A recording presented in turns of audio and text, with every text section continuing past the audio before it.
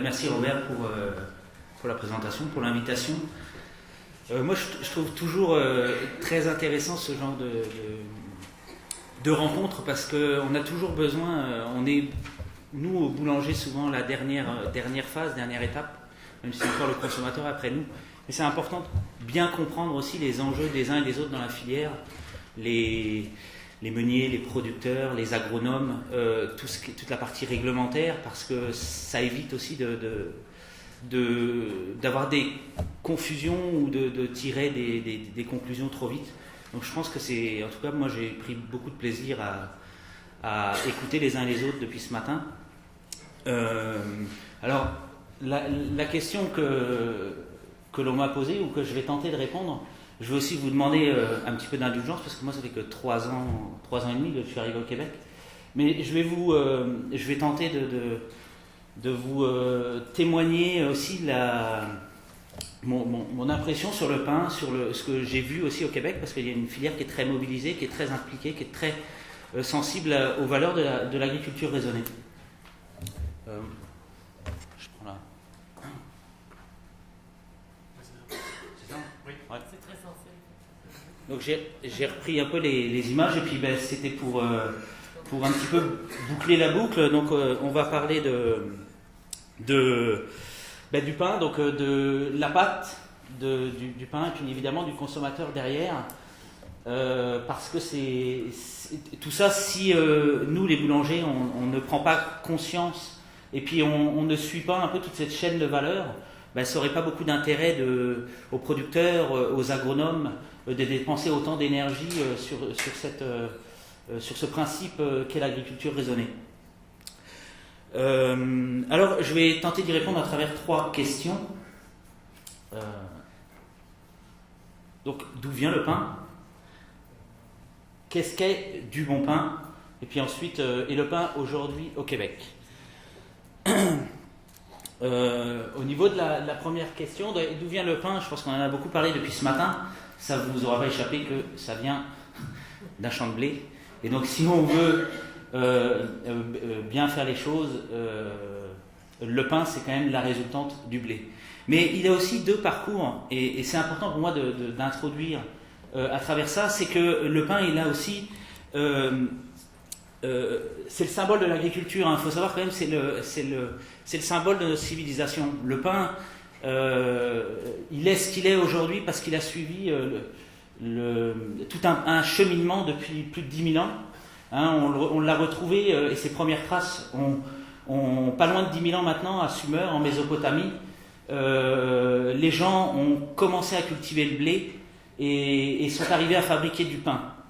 Les premières traces sur des panneaux d'argile en fait acte, et en fin de compte il a suivi toutes les civilisations dans lesquelles on est né. Donc là vous retrouvez juste en deuxième image en bas des dessins retrouvés sur les pyramides d'Égypte, hein. Donc celui qui ne croit pas que les Égyptiens faisaient du pain, là il y a quand même une preuve assez flagrante.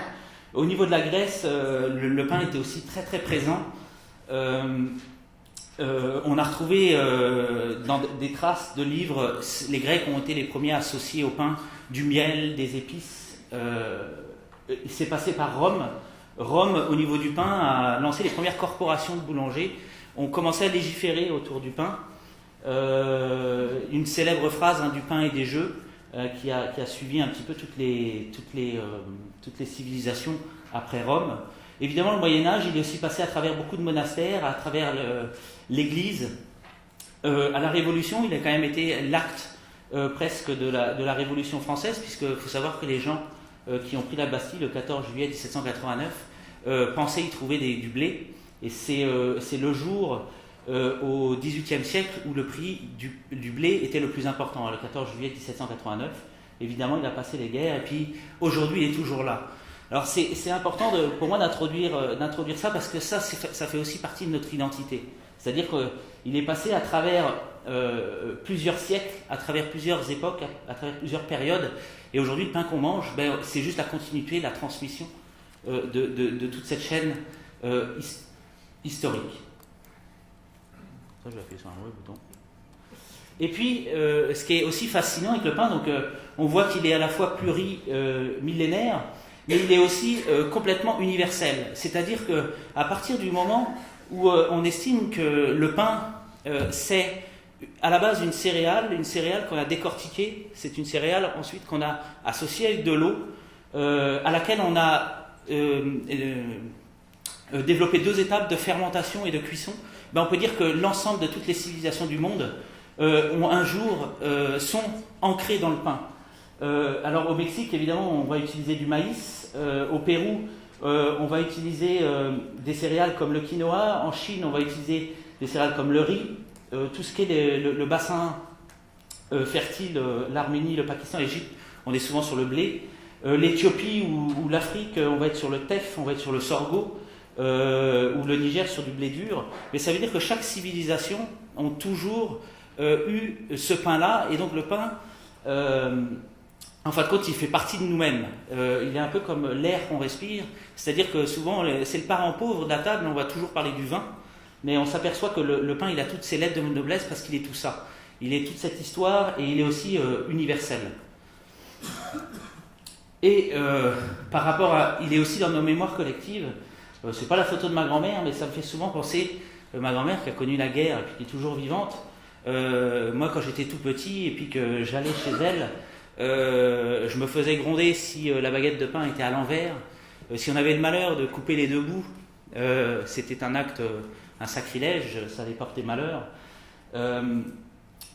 Si évidemment je la vois encore faire la petite croix sur la miche de pain derrière, et puis évidemment il était hors de question de jeter la moindre miette de pain. Donc je crois que le pain c'est tout ça, et ça veut dire que c'est important pour nous aujourd'hui de dire que, et ça va faire le parallèle à l'agriculture raisonnée, que c'est des valeurs. Le pain ça demande ce respect-là, parce qu'il est passé à travers tout ça, il est le témoin de toutes ces civilisations, de tout ce qu'on est, et donc on lui doit beaucoup de respect, et il est porteur de beaucoup de valeurs. Donc on ne peut pas le corrompre comme ça avec des choses qui pourraient le polluer. C'est nos valeurs, et c'est les valeurs de la nature. Donc pour moi le pain c'est ça, ça me paraissait important de vous le préciser dès le départ. Plus concrètement, pourquoi les gens viennent dans nos boutiques? Alors qu'est-ce qu'un bon pain? Alors le pain, vous l'aurez compris qu'à travers toute cette chaîne historique ou autre, évidemment c'était pour se nourrir. Pierre Gélina tout à l'heure disait 1 kilo de pain il y a encore une centaine d'années, c'est les chiffres qu'on a en France, donc c'est 6 à 7 fois plus que ce qu'on consomme aujourd'hui. Donc le pain était nourricier.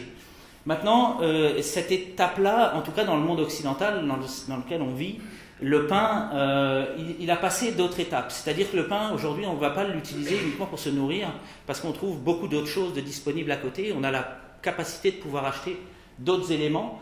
Donc on va acheter le pain pour 2 raisons principales. La première, c'est au niveau du goût. C'est-à-dire qu'on va rechercher du plaisir, on va chercher du plaisir gustatif. Puis la deuxième... assez forte, c'est que santé et nutrition. Parce qu'évidemment, le pain, et puis Pierre, je vais rebondir sur ce que vous avez dit tout à l'heure, le pain, il n'a jamais tué personne, ça fait 10 000 ans qu'il est là. On peut dire que oui, c'est un élément santé, nutrition, on peut aller le décortiquer, on peut aller chercher s'il n'aurait pas quelques anomalies, mais il a quand même nourri plusieurs peuples. Et donc, oui, il est santé et nutrition. Maintenant, quand on parle de goût, donc quand on dissocie ces deux grands volets, alors qu'est-ce qu'un bon pain? Alors comment on apporte du goût au pain? Moi, j'ai relevé 3 choses importantes. Évidemment, c'est la variété de blé. Parce que c'est exactement comme le vin, il y a des cépages, et ça veut dire que quand on choisit les bonnes variétés de blé, quand on choisit les bonnes familles de blé, puis avec les moulins de Soulanges, on travaille un peu tous les ans pour justement aller chercher les valeurs des blés de caractère, pour aller observer ce que nous proposent les blés meuniers. Je ne l'ai pas dit tout à l'heure, mais ce qu'on constate aussi avec ces blés meuniers, c'est que pour nous, ils sont aussi très intéressants au niveau des longues fermentations. Comme si, alors je ne sais pas, on n'a jamais tiré de conclusion là-dessus, comme si un blé qui avait passé tout l'hiver dans le sol québécois avait aussi des capacités à tenir des longues fermentations. Et puis quand on parle de fermentation, on parle de goût, parce que effectivement, ce qui apporte le goût au pain, c'est sa variété de blé et c'est sa fermentation. On est exactement sur les mêmes registres que le vin et le fromage. Et puis ensuite, évidemment, c'est la fraîcheur, c'est-à-dire que plus un pain aura été consommé proche du défournement, proche de l'étape de reçuage, il sera bon et il aura du goût. Donc c'est les trois éléments, il y en a d'autres, mais on pourrait dire que ces trois éléments font que le pain a du goût ou n'en a pas. Ensuite, au niveau de la nutrition santé, j'ai relevé aussi trois éléments.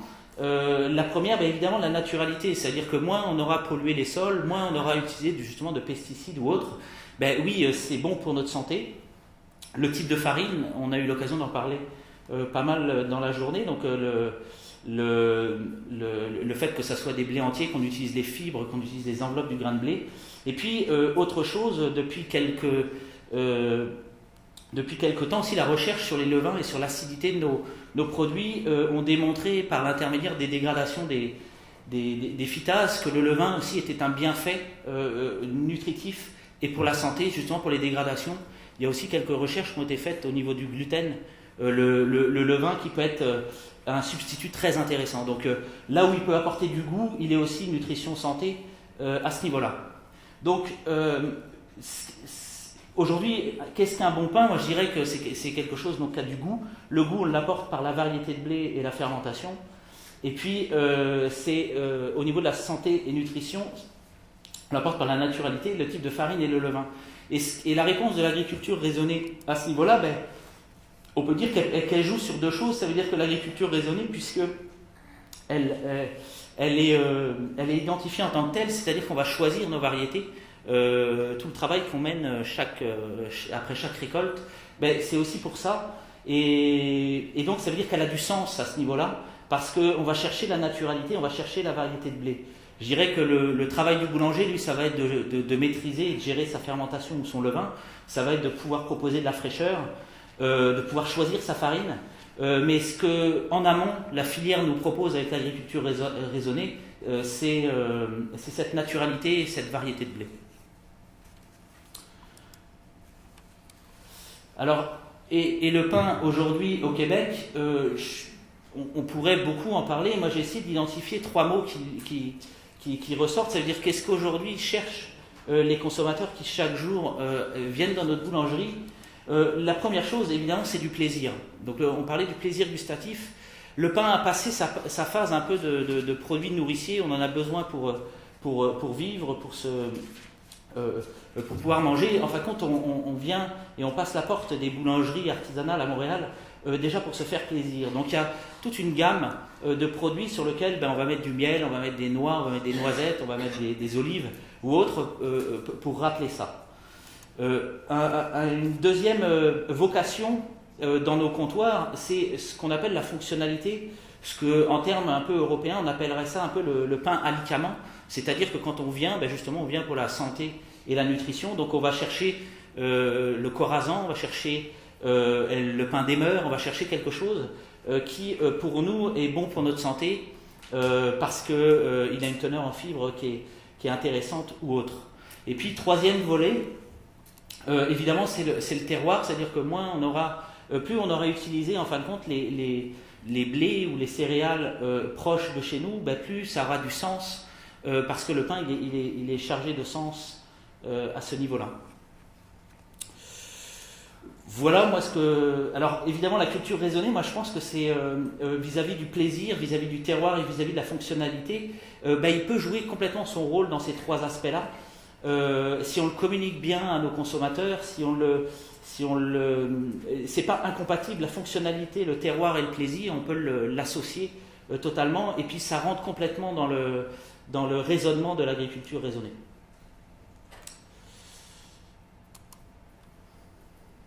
Et donc voilà, je finis avec un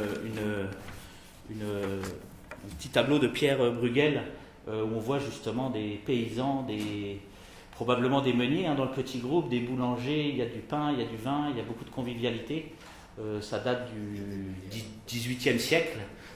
Mais ça veut dire que c'est toujours comme ça. Et puis c'est toujours comme ça que se passe la filière. Je pense que plus elle est conviviale, plus elle travaille, et puis plus on a de beaux résultats. Donc, ça c'est dans quelques minutes, non ? Donc voilà, je ne sais pas si vous avez des questions. Ça me semblait important de vous partager qu'est-ce qu'est aujourd'hui le pain, de mon point de vue, qu'est-ce qu'il est au Québec, et puis justement qu'est-ce que ce logo d'agriculture raisonnée peut représenter, et puis justement quel poids il peut avoir au travers de notre consommateur aujourd'hui.